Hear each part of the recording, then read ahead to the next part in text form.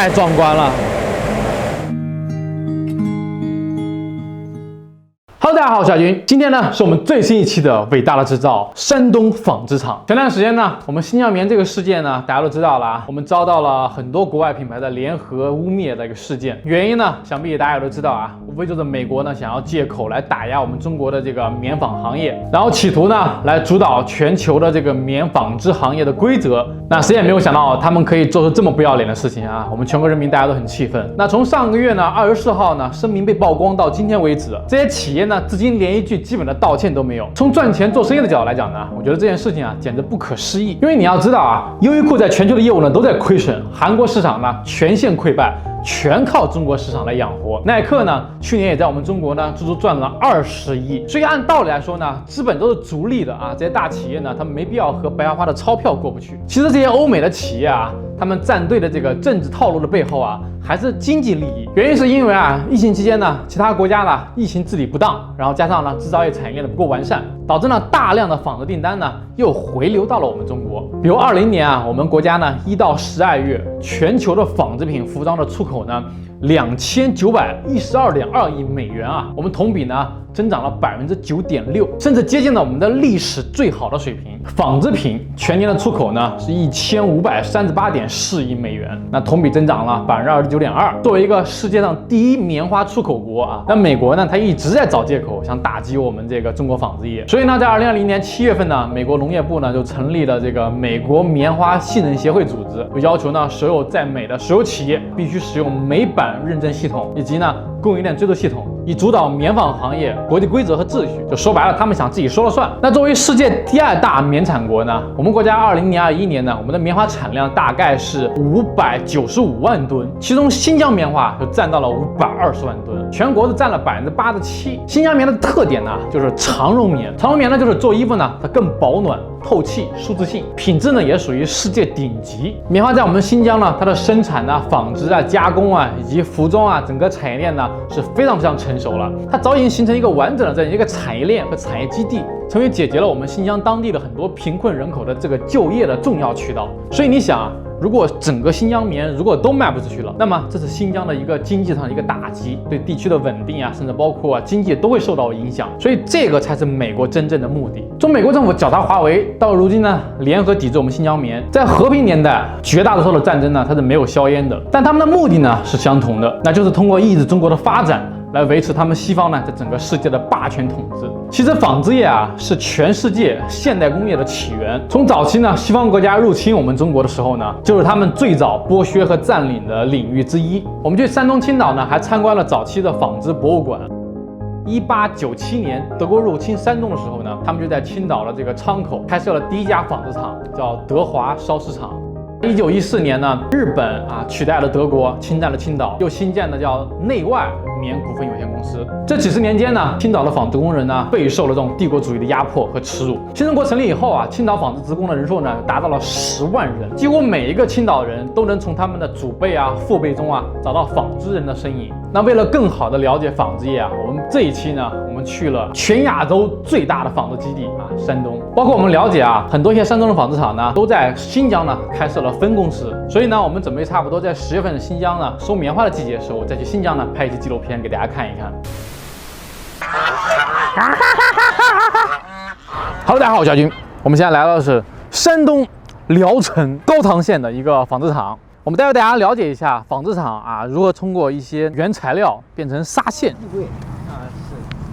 这个原料从车间进来以后，先在车间适应环境24小时以上，然后再上正常的流程再生产。咱们国内也是什么材料都能做吗？咱现在基本上都能做，基本都能做。羊毛、绢丝到亚麻、汉麻。亚麻、汉麻。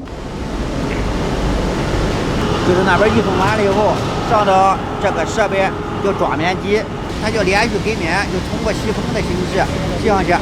开清棉是纺纱工艺当中的第一道工序，通过大型的开棉机呢，将紧压的原棉松解成较小的棉块，同时呢，清除原棉中的大部分杂质，再通过混棉机将各种品级的原棉进行均匀混合，使棉纱质量呢更稳定。两个就这个原料顺着管道过来以后，顺着管道，对，从这个管道上来，对，然后再下来，然后在这里疏棉主要指的是呢，对未入棉层进行细密的分疏，使束纤维分离成单纤维状态，同时呢，彻底清除了残留的杂质，使纤维呢在单纤维的状态下充分混合并分布均匀。最后按照一定规格和质量的要求，以棉条的形式均匀有规律的圈放在棉条桶中。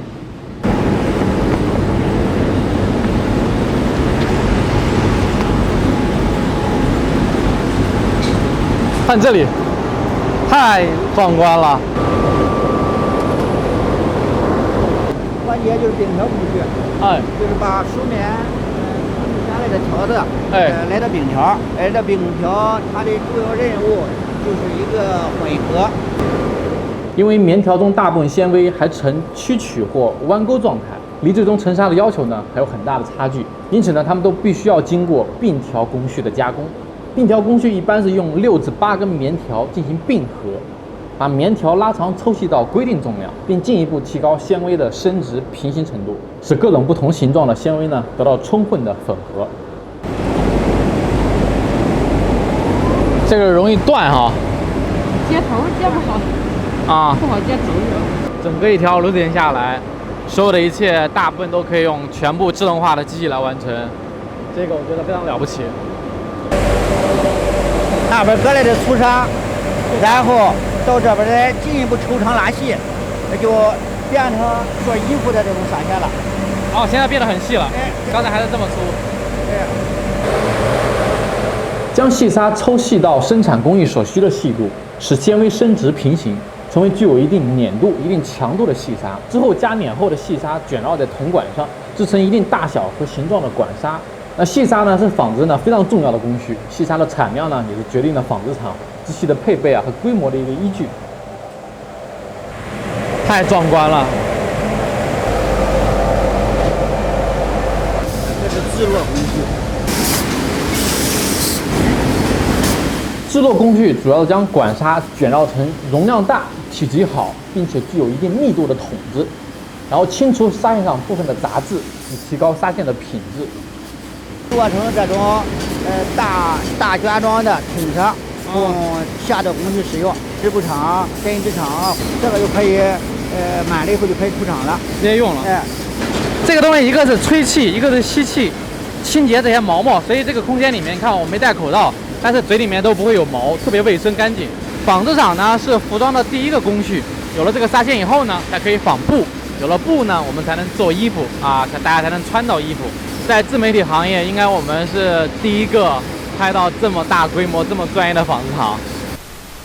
我们在网上看到一个数据，2019年呢，山东省的纱线产量呢，差不多在353.4万吨，连续多年呢位居全国的前列。整个山东呢，大大小小的纺织厂大概超过了1万多家。那包括我们这次拍摄的纺织厂呢，也是一家中大型的老牌工厂。因为我们汕头计划呢，最近呢是有上一些新疆棉的 T 恤还有一些其他材料的 T 恤，有些面料呢，我们是通过这家工厂来采购的。所以因为有这个合作，所以我们才有机会呢来拍摄。不过同时呢，我们通过查阅资料呢，我们也发现了一个问题。近年来呢，山东纺织业的利润率长期呢处于全国的平均水平，而且呢在逐年的下降。纺织作为服装产业的这个上游产业，它本身利润就非常低，那行情呢又时刻的变化，所以呢倒推着很多纺织产业他们都在转型升级。那说到转型不得不提另外一个山东的一些纺织企业——山东如意。这是一个曾经非常了不起的一个纺织企业，在山东呢也算是龙头的纺织业。在2010年的时候，他们的利润呢就有5个多亿，可是到了2018年呢，利润就开始下降，就只剩下了4.8亿。所以呢，他们就想到了转型。那纺织厂想要转型呢，几乎就只有一个方向，就是创立服装零售品牌。我们纪录片《伟大制造》呢，采访了所有的工厂老板，无一例外都在诉苦做工厂有多难，有多痛苦。大家都想做自主品牌，但做品牌呢，更是难上加难。尽管我们中国制造业的技术呢领跑全球，但是我们至今呢仍然是所有国外品牌的打工人。我们有技术、有设备、有管理、有完善的产业链。为什么西方人挣的钱，我们中国人不能挣呢？所以在2011年的时候如意集团呢就斥巨资做了2个既有成衣品牌——皇家如意和英迪龙。但是遗憾的是，全部以失败告终。自有品牌发展之路失败后呢，山东如意呢就想到另外一个办法，就是通过收购来建立一个中国版的路易威登。那路易威登呢，也是一路靠收购啊，从最早一个旅行箱品牌起家，然后最终成为全球最大的奢侈品公司。显然呢，山东如意呢也想走这条路子，所以呢就在2011年的时候呢，花了3.1亿。收购了一个日本男装品牌，14年呢又以730万了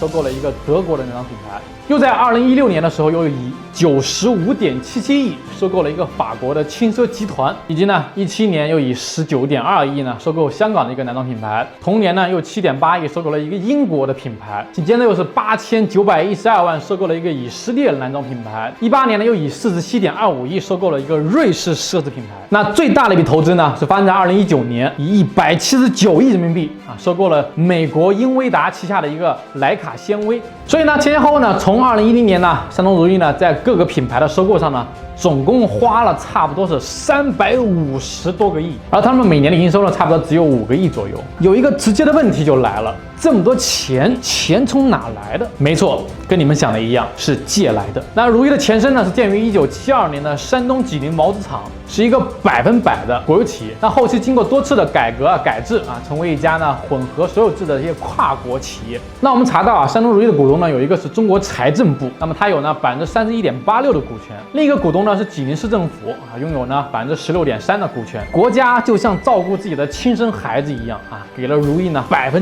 的支持。但是呢，借的钱对吧，始终都是要还的。那过度依赖的债务的这个弊端呢，在2020年的时候集中爆发了，旗下收购的多个品牌呢都被爆出啊，很多呢都未付清余款。在网上我们看到很多人嘲讽啊，说山东如意呢，如今这个局面呢，只不过是资本游戏玩砸了的典型，一点都不值得同情。在大家看来啊，就和贾跃亭呢、罗永浩一样，还了钱呢才是正道。在这个世界啊，绝大多数的时候呢，都是以结果为导向。那失败者的野心呢，从来都是被无情的丢进历史的垃圾堆里。作为一个只是拍了几年服装测评和工厂纪录片的一个自媒体 UP 主，我是没有能力去判断山东如意的未来了。但是我真诚的希望，好不容易走出一步，差一点就转型成功的山东如意，希望你们能够挺过来。毕竟这背后不是一个简简单单的企业，而是我们的国家。我希望我们国家强大，因为我们中国太需要有能走出去的品牌了。新中国成立以来啊，纺织行业呢可以称得上是我们中国工业的母亲行业。那不仅解决了我们老百姓的穿衣啊、就业问题啊，而且呢，改革开放以来呢，一直是我们中国创外汇最多的行业。正是利用这些外汇呢，引进国外的技术啊、设备啊，为我们新中国各行业的发展呢